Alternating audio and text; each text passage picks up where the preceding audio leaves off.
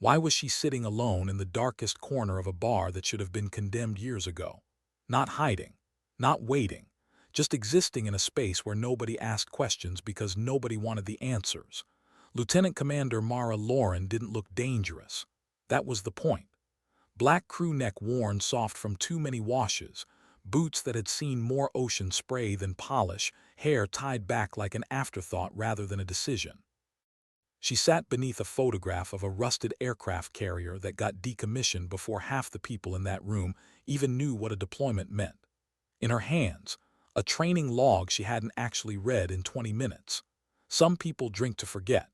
Mara reviewed tactical formations to remember who she used to be before her lungs filled with seawater on a mission nobody was allowed to acknowledge, before she stopped being the kind of operator anyone recognized. Roper's Landing shouldn't have still been open. Not at that hour, not in that condition. 6 miles from base where the sea met concrete and the breeze carried salt that never quite washed anything clean. The neon sign above the door buzzed with the rhythm of something dying slowly. Inside smelled like stale beer and wood rot. Floors warped from decades of humidity nobody bothered fixing. The pool table leaned left. Everyone knew. Nobody cared. Duct tape held 3 bar stools together. The jukebox hummed static between songs nobody played anymore. It was the kind of place that stayed alive through inertia, and the fact that nobody with authority cared enough to shut it down.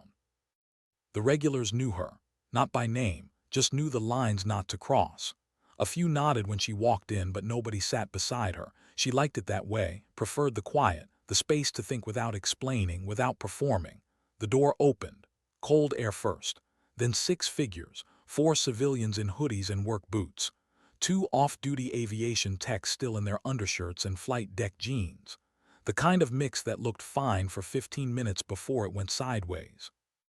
They were laughing before they even ordered, talking about torque limits and busted cranes and women who don't understand how heavy real work is. They didn't notice Mara, didn't notice Weller either, the bartender. Older Navy vet with faded knuckle tattoos and the kind of calm that made young men nervous when they finally paid attention. The biggest civilian noticed her first, cocked his head, squinted. "Hey, who brings homework to a bar?" his friend snorted. "Maybe she's waiting for a date who reads too much." Mara turned a page, didn't look up, didn't need to. Weller's rag stopped mid-wipe. He didn't say anything yet, just watched, waited. The group got louder, threw darts too hard, called each other names that weren't quite jokes. One of the techs looked back toward Mara, muttered something about her being shy or lost. Nobody disagreed, but Weller knew better. Last time someone underestimated her in this bar, they left through the front door sideways. The jokes didn't get quieter. That group energy fed by beers and unearned confidence in the safety of numbers. The aviation tech with the backwards cap leaned toward the big guy. "Brennan," his sweatshirt said. "Bet she's someone's shy girlfriend, waiting for permission to breathe." Brennan smirked. "Waiting for someone to save her from us." More laughter. Weller's scowl didn't slow them. He finally spoke. Voice low, calm, direct. "She's not your entertainment." The civilians glanced at him like he was furniture. One gave a mock salute. They ignored him after that, always did, until the moment they couldn't. Another civilian, leaner and twitchier, tapped his buddy's arm. "Hey, sweetheart, you look lost. Need help finding the ladies' room?" A few chuckles. Mara didn't lift her eyes, didn't change posture. No, one word, not defensive, not rattled, just enough to kill the laughter without trying. It annoyed them. "Someone missed nap time," one of the techs muttered. Weller dried a glass with the same rag, didn't look away this time, just waited. "Too quiet to be trouble," the lean civilian added. "Probably admin from the payroll office. Desk job and a protein shake." More smirking. Weller shook his head. They didn't get it, not yet. Brennan thumped his glass on the table. "All right, new game." He stood, stretched his shoulders, rolled his wrists like it was performance. "Every bar's got a story. I'm about to find out hers." The group hooted. Weller's hand tightened around the glass. "Don't," not loud, not threatening, just cert. Brennan laughed. "Relax, Pop's just talking." He flexed his hands. "Strongest guy in 3 counties, beat a Marine arm wrestling last month, left-handed." One of the techs whispered, "Watch this. She'll go from quiet to interested real fast." Weller said nothing. Mara didn't move. The regulars at the pool table paused mid-rack. One leaned on his cue, eyes drifting toward the booth. Brennan crossed the floor, 6 steps on old wood, one bad idea growing worse with every stride. Mara's fingers beneath the edge of the table uncurled. He reached her booth with the confidence of someone who'd never been told no in a way that mattered, leaned one elbow on the edge of her table, casting shadow across her training log. "You've been quiet all night. Mind if I sit?" Mara didn't look up right away. Finished the line she was reading, folded the page corner back with precise fingers. Then lifted her eyes. "Yes," he laughed, sharp, loud, performative. "Good one," slid into the seat across from her, shoulders broad enough to push the air sideways. She didn't shift, didn't make room. Her posture stayed exactly as it was, like nothing about him required adjustment. Weller muttered, "Buddy, don't." Brennan ignored him. "So what you got there? You the studying type or what?" Reached casually toward her glass, some stupid gesture meant to assert himself. His fingers were a breath from the rim when her hand came down. 2 fingers, not forceful, not fast, just final. His hand stopped like she'd pinned it under rebar. Brennan blinked. "You serious?" Mara removed her fingers, corrected a small error in her notes. The tiny display of control lit something ugly in him. Need to reclaim superiority. Be bigger than whatever he'd just run into. He reached for her again, not the glass this time. Wrapped a thick hand around her forearm. Not a squeeze. Ownership. The kind of grip that meant, stand up when I tell you to. The entire temperature of Roper's Landing shifted. Pool cues hesitated. Jukebox hummed between static frequencies. A Navy petty officer by the dart board exhaled a breath that sounded like dread. Weller stopped polishing, didn't yell, didn't bark. Brennan let go. Even Brennan's friends sensed it, leaning back, exchanging glances they couldn't explain, but Brennan didn't feel the warning, felt the challenge. He tugged on her arm. "Come on, don't play hard to get." Mara stood, not yanked.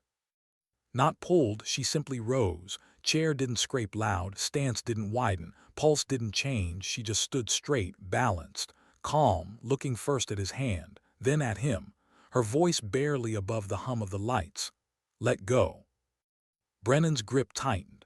Bad instinct, worst decision. He pulled again, harder. Somewhere near the bar, the petty officer whispered, "Oh no." They could all see it. The shift in Mara's shoulders, stillness in her core, calculated alignment of her wrist inside his grip. They didn't know her story, didn't know her name, but they knew what happened next wouldn't end well for him. What happens when someone mistakes silence for weakness, when they confuse calm for compliance, when they assume the quietest person in the room has nothing left to say? Brennan was about to learn, and he was about to learn it the hard way. Because Mara Lauren didn't need to raise her voice, didn't need to make threats, didn't need to explain who she was or what she'd done. She just needed one motion. One clean, controlled motion that would remind everyone in that bar what real power looked like when it didn't need permission to exist. Her hand moved, not a strike, not a punch, just pressure, precise, surgical. She rotated her wrist inward, stepped slightly forward, redirected his grip with physics he didn't understand and leverage he couldn't counter. His entire arm bent at an angle it wasn't designed for, not broken, not damaged, just controlled. His face went from smug to shocked in the span of a heartbeat. Knees buckled, not because she forced them, because his body instinctively tried to relieve the pressure building in his shoulder joint. He folded, not violently, almost gracefully, like water finding the path of least resistance. One moment he was standing, the next he was kneeling beside the table, arms still in her grip, face pressed sideways against the wood, eyes wide, breath coming fast and shallow. The bar didn't just go silent, it froze. Nobody moved, nobody spoke. Even the jukebox seemed to hold its breath. Mara's expression didn't change. No rage, no satisfaction, no emotion at all. She just stood there, holding him in place with the kind of control that made it clear she could end this a dozen different ways, and chose not to. "I said let go," she repeated, voice still calm, still quiet. "You didn't listen." Brennan's free hand slapped the floor, not tapping out, just instinct. Panic. His face turned red, not from pain, from humiliation. from the realization that every assumption he'd made in the last 10 minutes had been catastrophically wrong. Weller stepped around the bar, slow, deliberate, hands visible. Mara, just her name, not a command, not a plea, just acknowledgement. She heard him, recognized the tone, released Brennan's arm, stepped back, one clean motion. Brennan gasped, rolled onto his side, clutching his shoulder like it had been dislocated even though it hadn't. His friends didn't move, didn't rush to help. They just stared, mouths open, eyes wide, trying to process what they'd just seen. One of the aviation techs whispered, "What the hell was that?" Nobody answered, because nobody knew what to say. Mara picked up her training log, folded it closed, tucked it under her arm, didn't look at Brennan, didn't look at his friends, just walked toward the door, boots soft on the warped floor, posture unchanged, breathing steady like nothing had happened, like she just finished her drink and decided to leave. Weller watched her go, didn't try to stop her, didn't ask if she was okay. He knew she was, always had been. The door opened, cold air rushed in, then closed behind her. The neon sign buzzed. The jukebox resumed its static hum, and slowly, carefully, the bar began to breathe again. Brennan pushed himself up, sat against the wall, still clutching his shoulder, face pale. Friends finally moved, helped him stand, guided him toward the door. One of them looked back at Weller. "Who is she?" Weller didn't answer right away, just wiped down the bar, slow, methodical. Then he looked up, met the kid's eyes. "Someone you don't grab." They left, quickly, quietly, tail between their legs. The regulars at the pool table resumed their game, slower now, more careful. Like they'd just been reminded that assumptions could be dangerous. That silence didn't mean soft. That the most dangerous person in any room was often the one who never needed to prove it. Weller poured himself a drink, looked at the empty booth where Mara had been sitting. The training log was gone, the glass was still there, half empty. Condensation ring still wet on the table. He picked it up, wiped it down, set a fresh napkin in its place, folded it into a triangle just in case she came back, because he knew she would. People like Mara always did, not because they wanted to, because they didn't have anywhere else to go, nowhere else that understood. Nowhere else that knew when to leave them alone, and when to pour them another drink without asking questions. Outside, the night air was cold, sharp. Mara walked slow, hands in her pockets, eyes forward. She didn't think about what had just happened, didn't replay it, didn't regret it. She'd given warnings, clear ones. He'd ignored them. Consequences followed. Simple as that. Her phone buzzed. She pulled it out. Message from a number she didn't recognize. "You okay?" She stared at it, thought about responding, decided not to, slipped the phone back into her pocket, kept walking. The base was 6 miles away. She'd walk it, clear her head, let the cold air settle the adrenaline she didn't show but still felt. Low, quiet, humming beneath her skin like the jukebox in Roper's Landing. Behind her the bar sign flickered. On, off, on again, casting orange light across wet pavement. A car drove past, slowed, kept going. She didn't look back, didn't need to. What happened tonight would spread, always did. By morning, every sailor within 20 miles would know. The quiet woman in the back booth, the one who didn't need backup, didn't need permission, didn't need anything except to be left alone. And now they'd remember. Now they'd know respect isn't given, it's earned. And sometimes it's taught, one controlled motion at a time. How long does it take for a story to become legend? In military towns, about as long as it takes for one person to text another. By the time Mara reached the base gates, her phone had buzzed 7 more times. She didn't check it, didn't care. Let them talk, let them wonder. Let them fill in the gaps with whatever version made them feel better about not stepping in, about watching, about waiting to see how it would end instead of preventing it from starting. She wasn't angry, just tired. Tired of proving, tired of adjusting, tired of making herself smaller so others could feel bigger.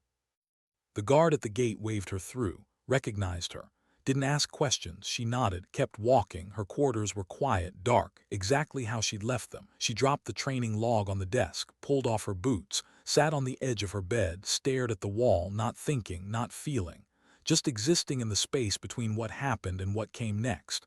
Her shoulder ached, not from the encounter, from the mission nobody was allowed to talk about. The one that ended with salt water in her lungs and a discharge report that read medical leave instead of nearly drowned. The one that took her from operator to instructor, from deployment to desk work, from someone people relied on to someone people forgot.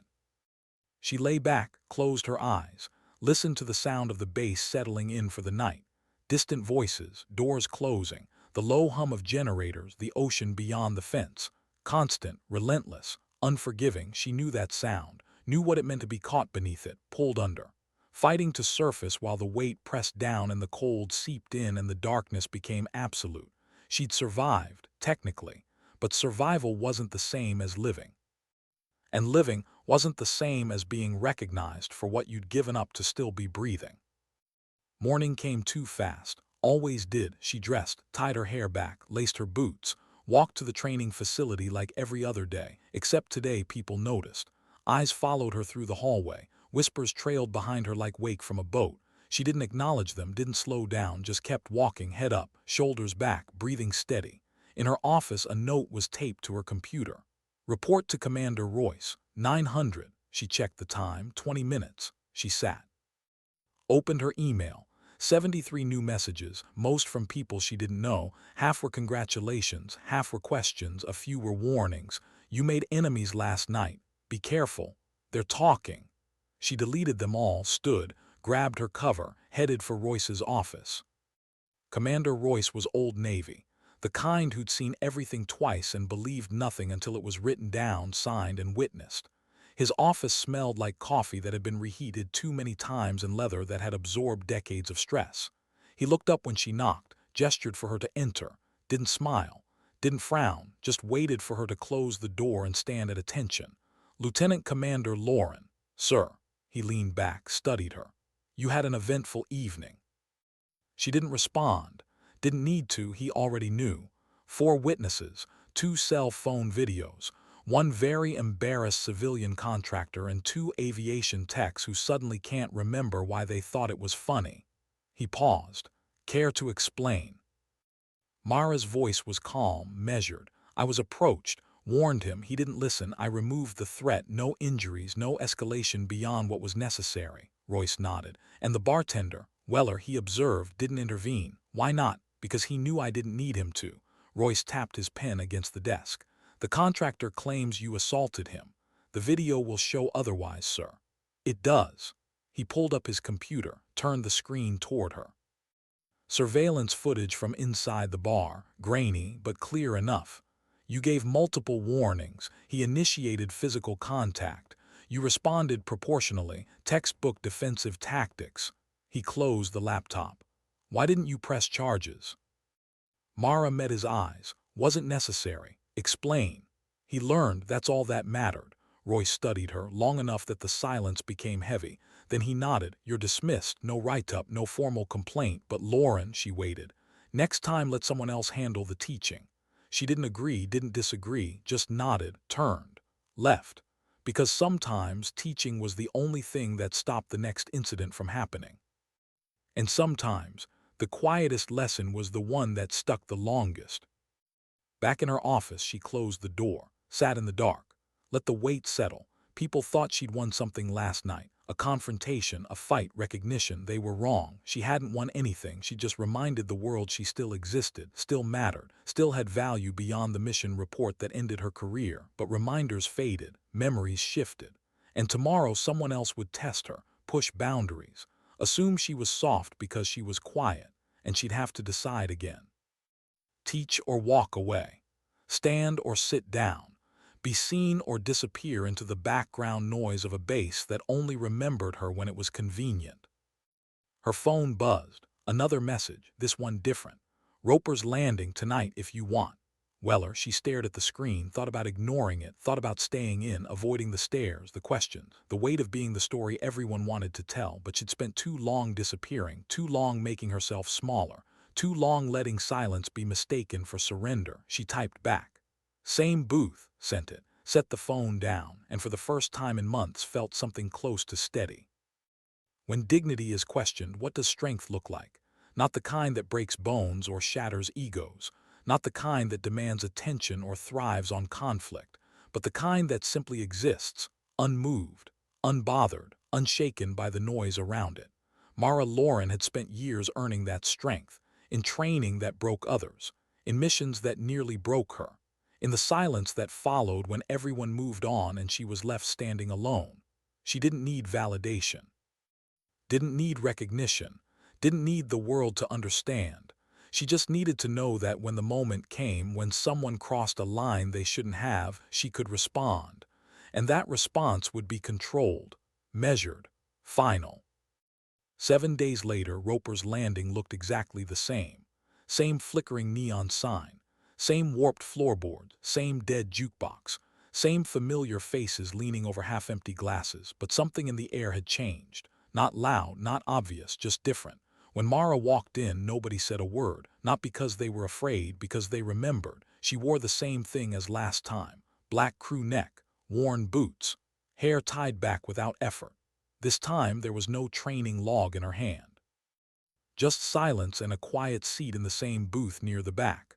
Weller didn't ask what she wanted, just placed a glass of soda on the table, extra ice, condensation running slowly down the sides. He folded a napkin underneath it into a triangle before walking away. It was subtle, but Mara noticed.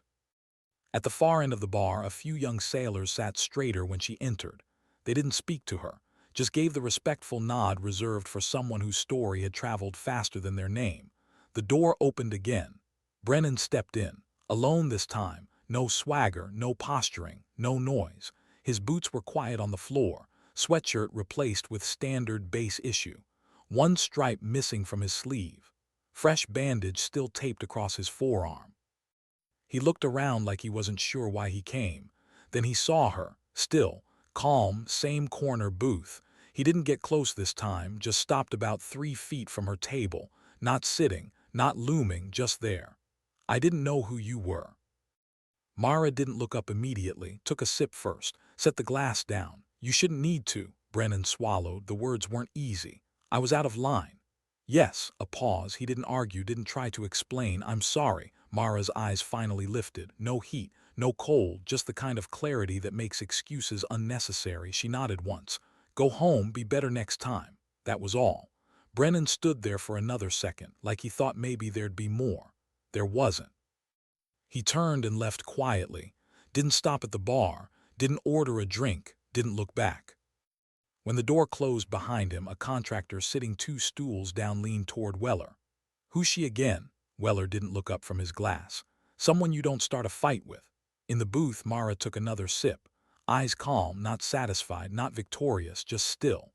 The bar slowly resumed its rhythm. Pool balls clicked at the far table. A chair squeaked against the uneven floor, but no one spoke Mara's name. They didn't have to. She sat exactly where she had the first night.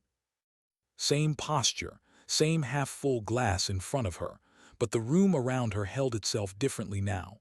Quieter, sharper, like it had been recalibrated without needing permission. Weller emerged from the back with a clean rag, wiped down the counter that didn't need it, walked over to her booth. He didn't sit, just leaned his forearms gently on the edge of the table, voice low, just for her. "You could have broken him." Mara glanced toward the door that had closed behind Brennan. Her expression didn't change. "Wasn't the point." Weller nodded slowly, thought about that. "Then what was?" Mara's gaze returned to her glass. She turned it slightly, rotating the ring of condensation beneath her fingers before answering, teaching him that not every fight needs noise. The silence that followed wasn't uncomfortable. It was earned. Weller straightened, eyes flicking across the bar.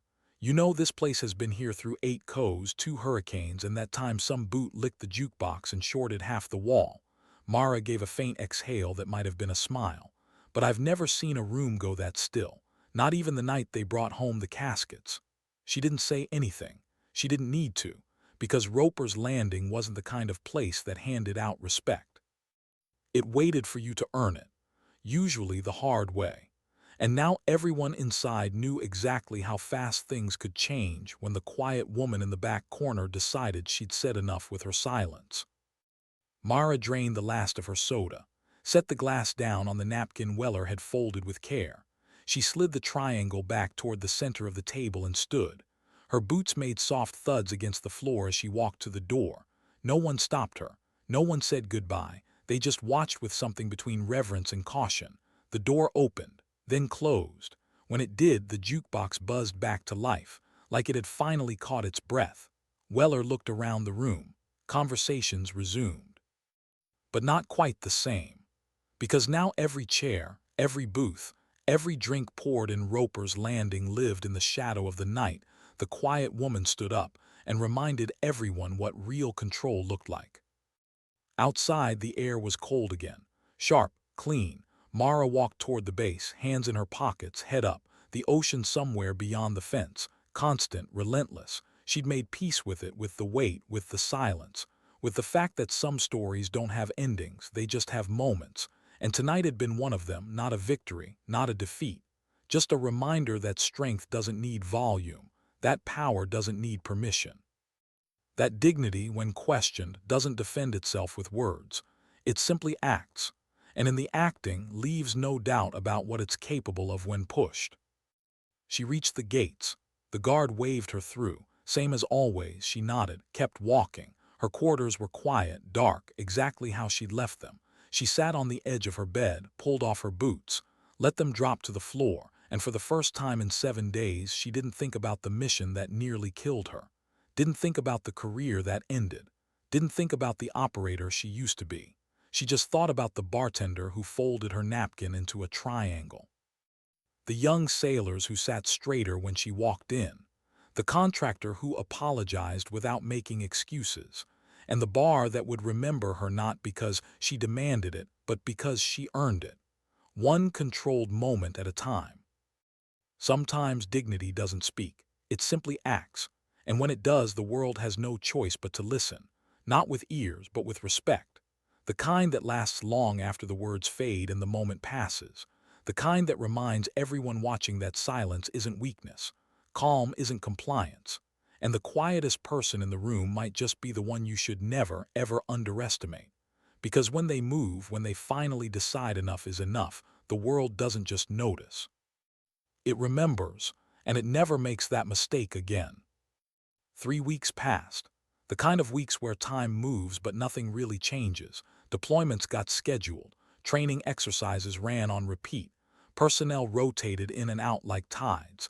But stories had a way of sticking around longer than the people who lived them.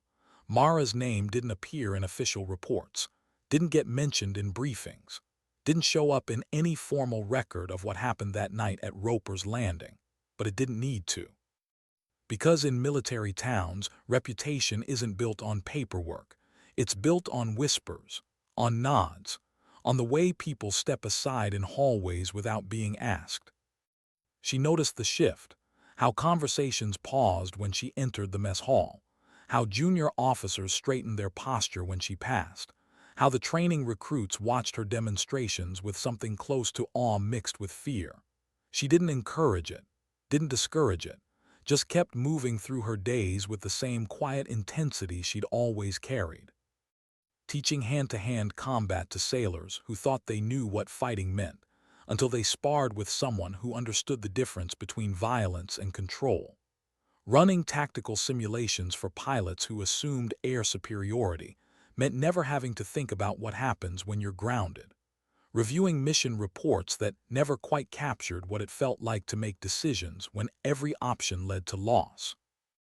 Her office remained the same, sparse, functional, a desk, a chair, a filing cabinet that held more redacted documents than readable ones, one window that looked out over the training yard where recruits ran obstacle courses in the pre-dawn dark. She'd watch them sometimes, wonder which ones would make it, which ones would wash out, which ones would survive their first real mission and which ones would come back different, changed, hollowed out by experiences they couldn't talk about with people who hadn't been there. She knew that feeling, lived with it every day. The weight of classified memories, the ghosts of operations that officially never happened, the faces of teammates who didn't make it home and whose names she wasn't allowed to speak. One morning her door opened without a knock. She looked up. Commander Royce stood in the doorway. He didn't apologize for the intrusion, just stepped inside and closed the door behind him.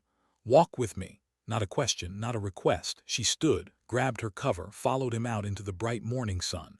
They walked in silence across the base, past the barracks, past the commissary, past the memorial wall with names carved in stone. Names of sailors who'd given everything and gotten granite in return. Royce stopped at the edge of the water, stared out at the horizon where ocean met sky in a line so perfect it looked painted. "You've been here how long now?" 18 months, sir." "Doing what?" "Teaching, consulting, whatever's needed." Royce nodded, hands clasped behind his back, the posture of someone who'd spent decades standing at attention and couldn't quite turn it off even in casual moments. "You miss it." Not a question, she didn't answer, didn't need to, they both knew. There's a team forming, joint task force, high-risk extraction, personnel trapped in a hostile zone, no official support, no backup, no second chances. He glanced at her. They need someone who's been there. Someone who knows how to operate when everything goes wrong and the only plan left is survival. Mara's jaw tightened. "I'm not cleared for active duty." "I know. Medical discharge." "I know that too." "Then why are you telling me this?" Royce turned to face her fully. "Because cleared or not, you're the best tactical mind we have. And right now, those sailors need someone who can think 3 steps ahead when everyone else is still processing step 1. He paused.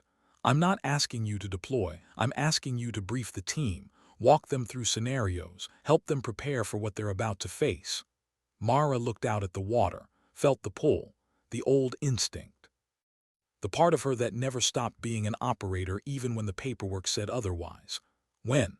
"Tomorrow morning, 600, briefing room 3. He started to walk away, then stopped, looked back. "Lauren," she met his eyes. "That thing you did at the bar, that control, that discipline." He nodded slowly. "That's what they need to learn, how to win without breaking, how to protect without destroying, how to come home still human." She watched him walk away, stood alone at the water's edge, listening to waves that didn't care about missions or medals or the cost of coming home. The ocean just kept moving, constant, relentless, indifferent to the lives it had taken and the ones it had spared. She understood that now, after nearly drowning, after feeling her lungs fill and her vision darken and her body go still beneath the weight of water that wouldn't let go. She'd survived. But survival had cost her the only identity she'd ever known, and now they wanted her to teach others how to do the same, how to survive, how to endure, how to carry the weight without letting it crush them. That night she didn't go to Roper's Landing, stayed on base instead, sat in her quarters with mission files spread across her desk, reading through after-action reports from failed extractions, studying patterns, analyzing mistakes, looking for the moments where things went wrong and asking herself what she would have done differently, not to judge, not to criticize, but to learn, to understand, to prepare herself to teach lessons that might save lives she'd never meet. The files were heavy, not in weight. In content, each one represented a mission where someone made a choice and that choice led to consequences, sometimes good, often not, and always there was a moment, a single point where everything could have shifted, where a different decision might have meant a different outcome. She found herself thinking about Brennan, about the moment his hand wrapped around her arm, the choice he made, the consequences that followed. He'd learned, but the lesson had required pain, required humiliation, required him to experience the gap between what he thought he was capable of and what he actually faced. She hadn't wanted to teach him that way, but he'd left her no choice, no space for words, no room for warnings, just action, and the lesson stuck. She'd seen him twice since that night. Once in the commissary, once outside the base gym. Both times he'd nodded, respectful, distant. Both times she'd nodded back, acknowledgement without conversation, understanding without friendship, the kind of resolution that didn't heal wounds but let them scar properly. The briefing room at 600 was exactly what she expected. 10 sailors, mix of ranks, all volunteers, all veterans of previous deployments, all carrying the particular kind of tension that came from knowing you were about to do something dangerous and having just enough experience to understand exactly how dangerous it was. She entered without ceremony. No introduction, no pleasantries, just walked to the front of the room and faced them. They stared back, waiting, judging, measuring, trying to figure out who she was and why she mattered. One of them, a senior chief with graying temples and scars on his knuckles, spoke first. "You're the instructor. I'm the consultant. What's the difference? An instructor teaches theory. A consultant teaches survival. That got their attention. She pulled up the mission parameters on the screen, showed them the location. A compound in a region where borders meant nothing and authority belonged to whoever had the most guns, showed them the target. 3 American contractors taken hostage during a supply run that went wrong, showed them the challenges. No air support, no quick extraction, no cavalry coming if things went sideways. One senior chief leaned forward. What's the success rate on missions like this? Historically. 43%. Silence. Heavy. Uncomfortable. What's the survival rate? For the hostages, 61%. For the rescue team, 89%. A younger sailor, lieutenant junior grade with the kind of fresh confidence that hadn't been broken yet, raised his hand. And in your experience? Mara met his eyes. I've been on 7 extraction missions. 6 succeeded, 1 didn't. What happened on the one that didn't? She didn't blink, didn't look away. We lost 2 hostages and 1 team member because we missed a pattern, didn't see the trap until we were already in it, and by then there was no way out except through. The room shifted, the weight settling differently now, understanding that the woman standing in front of them wasn't theoretical, wasn't academic, was someone who'd lived through the exact scenario they were preparing for and carried the scars to prove it. The senior chief nodded slowly. What do we need to know that the briefing documents won't tell us? Mara pulled up a satellite image, pointed to the compound. Official intel says 12 hostiles, armed but not trained, expect 20, and expect at least 4 to have military backgrounds. She zoomed in. This door is marked as the primary entry point. It's a trap. They'll have it rigged, explosives, tripwires, maybe both. You go through that door, you'll lose half your team before you make it inside. She highlighted a different section. This wall, southwest corner, it's older construction. Weaker materials. You can breach it quietly with the right tools and timing, but you'll need a diversion, something loud enough to pull their attention away while you make entry. A petty officer with a scar across his jaw raised his hand. Why isn't this in the official plan? Because the official plan was written by analysts who have never been shot at. They optimize for speed. I'm optimizing for coming home alive. She clicked through to the next image, interior layout. Once you're inside, forget the floor plan, it's outdated. They'll have moved walls, blocked corridors, created choke points. Your best asset isn't the map, it's listening. Voices travel, footsteps echo. If you pay attention, the building will tell you where they are before you see them. The lieutenant junior grade frowned. That's not exactly tactical doctrine. No, it's survival. Doctrine assumes controlled conditions. This mission has no control, only chaos, and in chaos, the team that adapts fastest wins.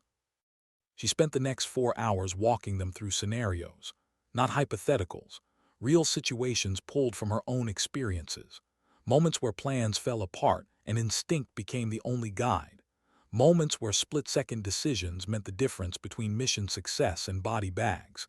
She taught them how to read a room in under 3 seconds, how to identify threats based on posture and positioning, how to move through hostile environments without triggering the alarms nobody told you were there, how to extract a target who didn't want to be extracted because fear had made them irrational, how to stabilize injuries with improvised tools, how to communicate without speaking when radios died and hand signals became the only language that mattered.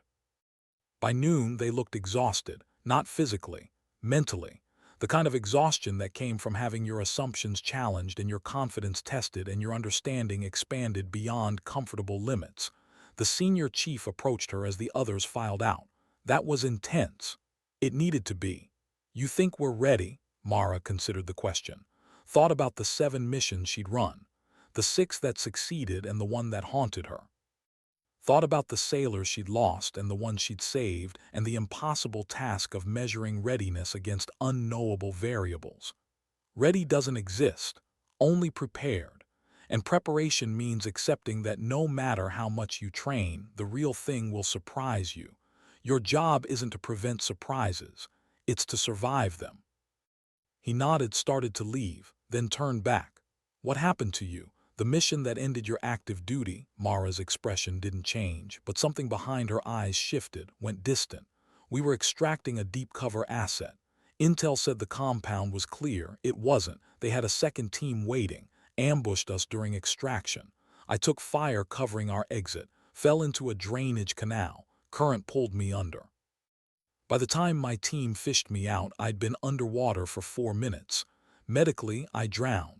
Technically, they brought me back, but the lungs never fully recovered. Can't dive anymore. Can't deploy to high-altitude environments. Can't pass the physical requirements for active duty.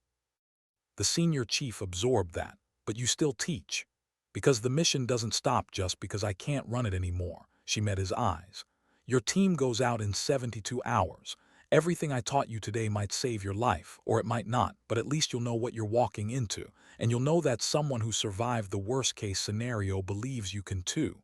He saluted, not formally, just a nod of respect, then left.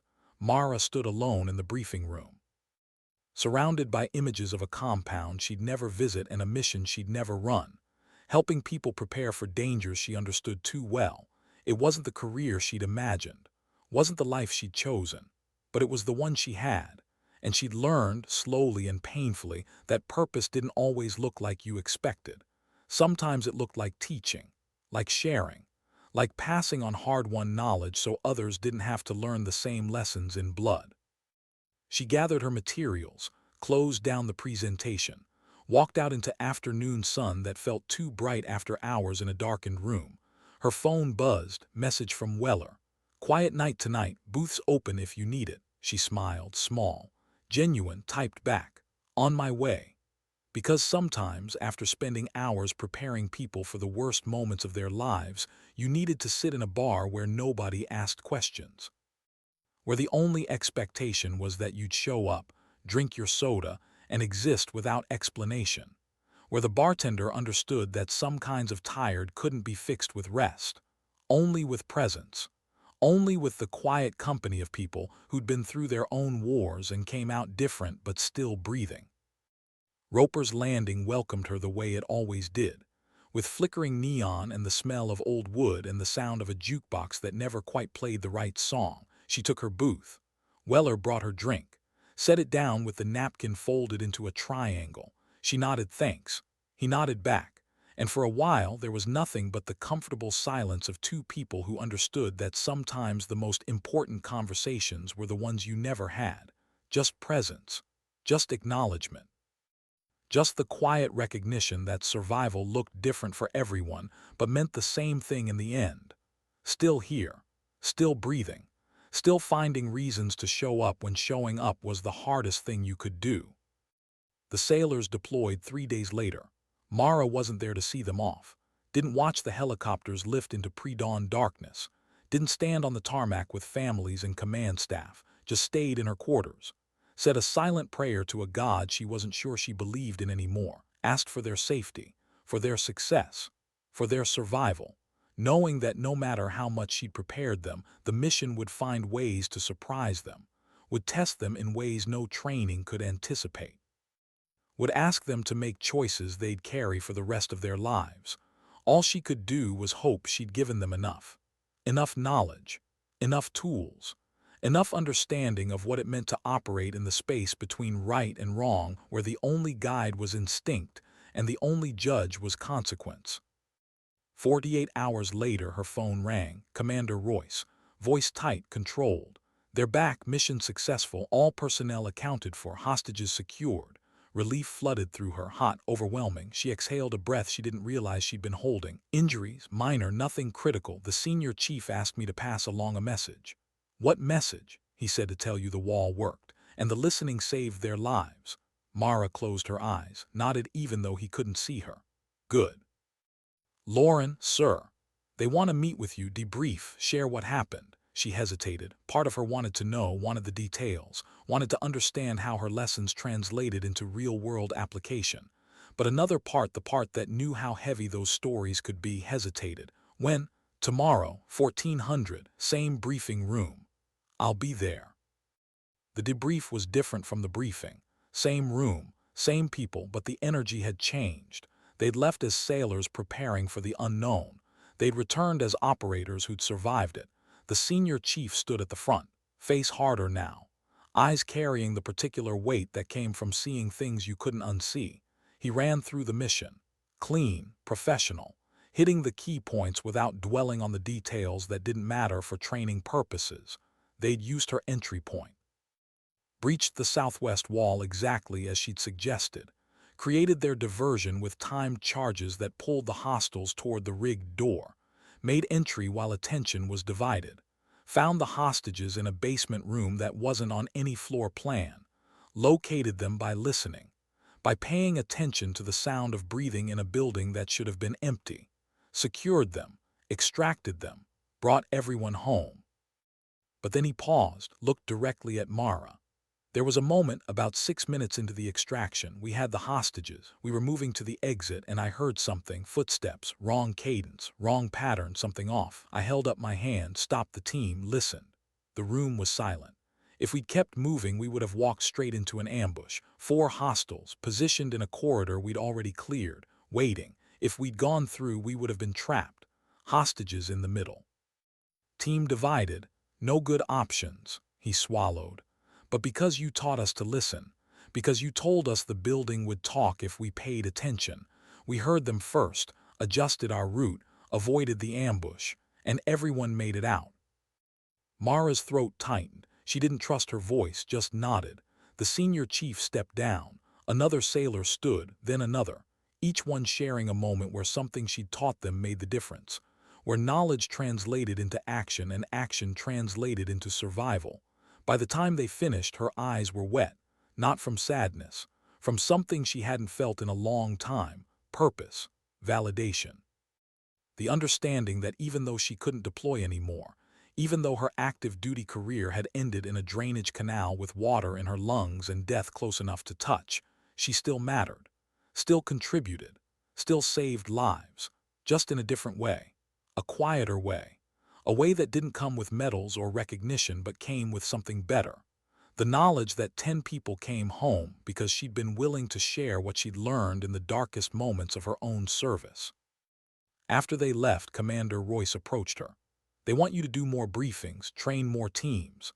Mara looked at him. "I'm not qualified. You're the most qualified person we have. You've been there, you've survived, and now you've proven you can pass that on." He pulled out a folder. "New assignment, effective immediately. Senior tactical consultant, full access to mission planning. Regular briefings with deploying teams.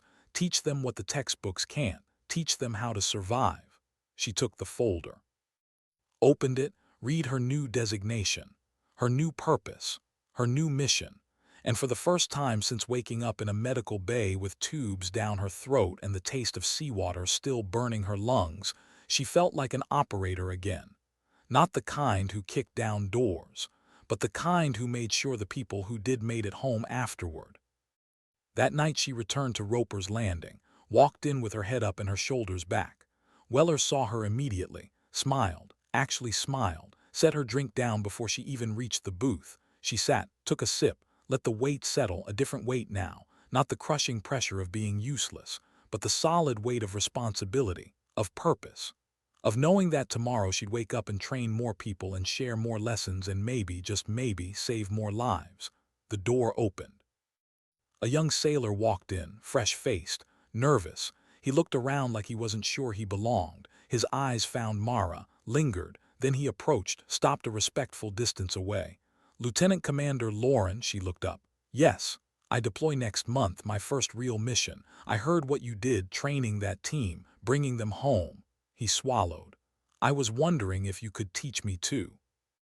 Mara studied him, saw herself years ago. Young, confident, unbroken, not yet aware of how heavy the job would become, how much it would cost, how thoroughly it would change her. She could have said no, could have told him to go through proper channels, could have kept her distance, but instead she gestured to the seat across from her. "Sit down." He sat, eager, attentive. "What's your name?" "Davis, Petty Officer 2nd Class.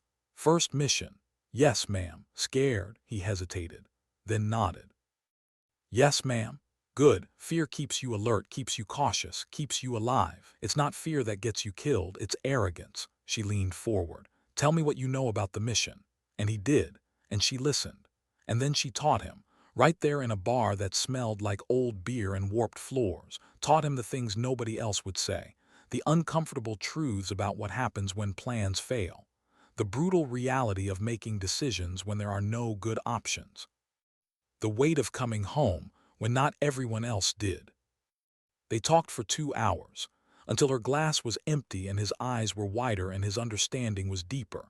When he finally stood to leave, he saluted, formal, respectful. "Thank you, ma'am." "Davis," he paused, "come back when you're done. Tell me what happened." He nodded. "I will."